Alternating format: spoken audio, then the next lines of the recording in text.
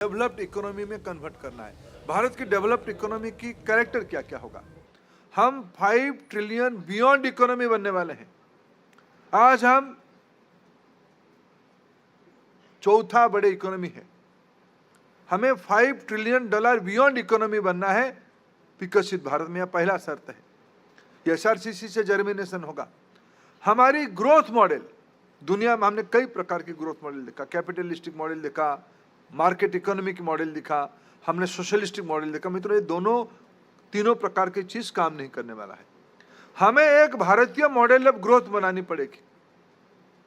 आखिर हमारी यहाँ, कभी मैनेजमेंट स्कूल में मैं हूँ, कॉमर्स स्कूल में हूँ, हमें सोचना चाहिए हमारे वहाँ भंडारे क्यों लगते हैं, हमारे मंदिरों में इतना प्रसाद क्यों फ्री में बांटा जाता है।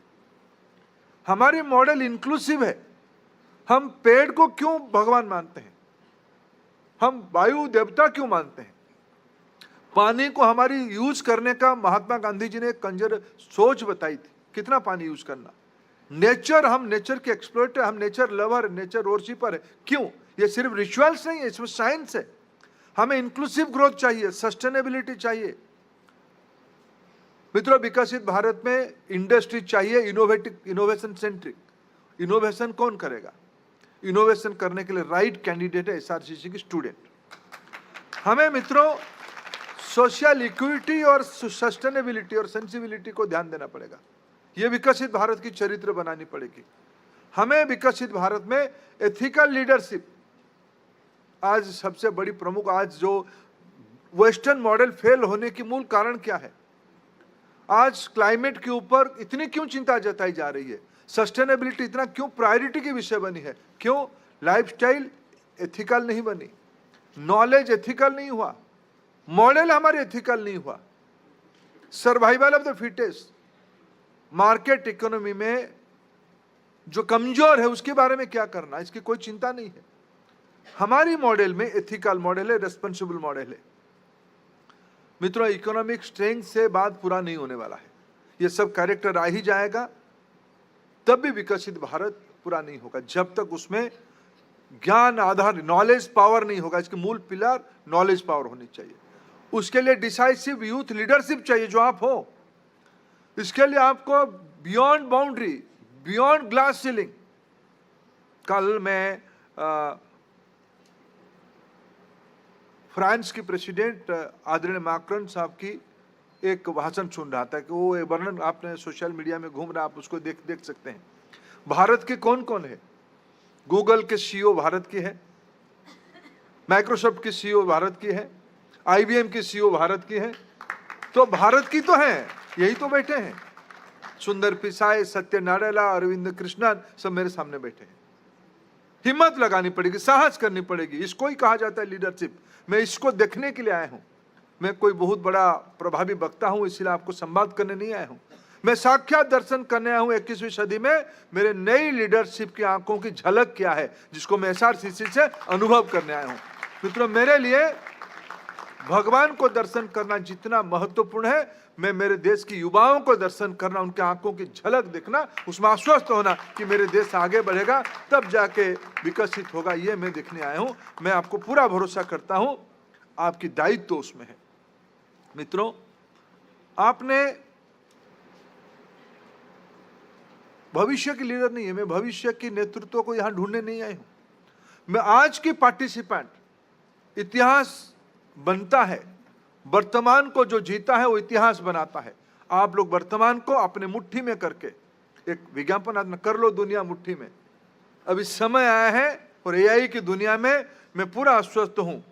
मेरे भारत के बच्चे इनोवेटर बनेंगे, मेरे भारत के बच्चे एंटरप्रेन्योर बनेंगे, मेरे भारत के बच्चे एथिकल लीडर्स बनेंगे, मेरे भारत के बच्चे ग्लोबल एम्बेसडर बनेंगे। जो मैक्रोन ने 4-5 लोगों की, भारतीयों के नाम लिया, आने वाले दिनों में हम ऐसे ही परिस्थिति बनाएंगे। ग्लोबल साउथ की, विश्व की जरूरतमंद लोगों की आवश्यकता वैसे पूरा करेंगे, हमारे देश की आवश्यकता को ऐसे पूरा करेंगे जो हमारी देश उसी की ताकत पे एक वैश्विक नागरिक हम लोग बने। इसी अपेक्षा आपसे हमारी है। मित्रों, इसी संदिक्षण में, इसी महत्वपूर्ण समय में SRCC अपना 100 साल पूरा किया है। पिछले 100 साल आपने एक्सीलेंट किया। आपने अपना पराक्रम दिखाई। अभी आने वाले 100 साल आपको आपका इंपैक्ट दिखानी पड़ेगी, आपकी प्रभाव दिखानी पड़ेगी। आपने पिछले 100 साल आपका एक्सीलेंस दिखाई, आने वाले 100 साल आपको इंपैक्ट देना पड़ेगा। इंपैक्ट की बाउंड्री क्या होगा? इंपैक्ट की बाउंड्री होगा enter human universe. Enter human impact आ ही गया। आपसे कितना अपेक्षा है, टेक्नोलॉजी की भी कितना अपेक्षा है, उसमें महत्व देता है, इसमें जोर देता है। आने वाले 100 साल आपको इंपैक्टफुल होना पड़ेगा। यह सारा विषय एनईपी 2020, विकसित भारत की लक्ष्य और आपकी दायित्व, तीनों चीज इंटरकनेक्टेड है। यह सिमलेस है, यह नया आवश्यकता है। आइए हम सब मिलके, मित्रों, भारत तो आगे बढ़ने वाला है। भारत बढ़ेगा कि नहीं बढ़ेगा, यह नियति के ऊपर मैं पूरा विश्वास करता हूं। भारत बढ़ने वाला है, लेकिन मैं अपेक्षा रखूंगा आप वहां कहां खड़े रहोगे। आने वाले 100 साल के, आने वाले 2047 की, आने वाले 2035 की। Why 2035 is important? प्रधानमंत्री जी ने कहा है कि जिस मैकोले ने हमको लंबे समय तक पराधीन करने के लिए एक मिनट्स बनाई थी, मैकोले पद्धति बनाई थी, उसको, उस माइंडसेट से हमें बाहर आना है। उस माइंडसेट से बाहर आना है तो हमको एनईपी को प्रैक्टिस करना पड़ेगा, हमको विकसित भारत के लक्ष्य को पूरा करना पड़ेगा, हमें अपने लीडरशिप को प्रूव करना पड़ेगा। इसलिए मित्रों, इस देश तो डेवलप्ड होगा ही, लेकिन प्रश्न रहेगा, चुनौती रहेगा, आप कहां खड़े रहोगे। मेरा पूरा विश्वास रहे आप उसकी लीडरशिप पोजीशन में खड़े रहोगे, एसआरसीसी उसको लीड करते रहेगा। मैं आपकी ओर से एक वकालत करना चाहता हूं वीसी साहब को। अभी मैं तो, वीसी साहब, दीव में कितने बी स्कूल है? आपका पास एक है कैंपस में, कैंपस में एक है, एक एसआरसीसी के पास है, और कहाँ है?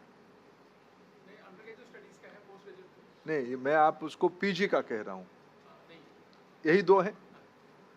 मैं वीसी साहब को मेरे आपकी ओर से एक निवेदन करना चाहता हूँ। वीसी साहब अभी 2 in 1 है, वो वाइस चांसलर भी है, वो एआईसीटी की चेयरमैन भी है। उनको बाएं हाथ से निकाल के दाहिने हाथ को देना पड़ेगा कुछ इसको। जब एसआरसीसी 100 साल अपना पूरा कर रहा है, मैंने पूछा था जब कौर मैडम मेरे पास आए थे, कि मैडम ये वो बार बार उनको मेरे नाश, बैठो आप बैठो, मेरे अंडरस्टैंडिंग की सीमा थी। मैंने उनको पूछा कि आपका वी स्कूल रैंक में कहाँ था? उन्होंने कहा सर रैंक में हम नहीं आते हैं। बोला क्यों नहीं आते? बोले सर हम डिग्री नहीं है। तो फिर क्या आप क्या हो? बोले सर आप थोड़ा हमको, हमारी ओर से अगर पैरवी करोगे योगेश सिंह जी को, शायद वो मान जाए।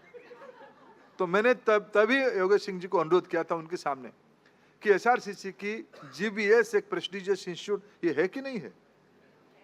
अरे आप ही कॉन्फिडेंट नहीं हो, है कि नहीं है कहने? इसको डिप्लोमा से डिग्री करना है कि नहीं करना है? पक्का? मैं आपकी ओर से योगेश सिंह जी को एडवांस धन्यवाद देता हूं। वो इसको जल्द ही इस सेंटेनरी ईयर में इसको एक डिग्री कोर्स की मान्यता देंगे। एआईसीटी के खुद चेयरमैन है, ये एक हिस्टोरिक कोइंसिडेंस है। उन्हीं के समय में एसआरसीसी की जीवीएस प्रॉपर डिग्री बने और आपकी रैंक बढ़े, आप देश की नेतृत्व करो। अनेक अनेक शुभेच्छा। जदि आपंक आम भिडी भल लगा तेब आम चैनल को लाइक, शेयर और सब्सक्राइब करने को जमा भी भूलु नहीं।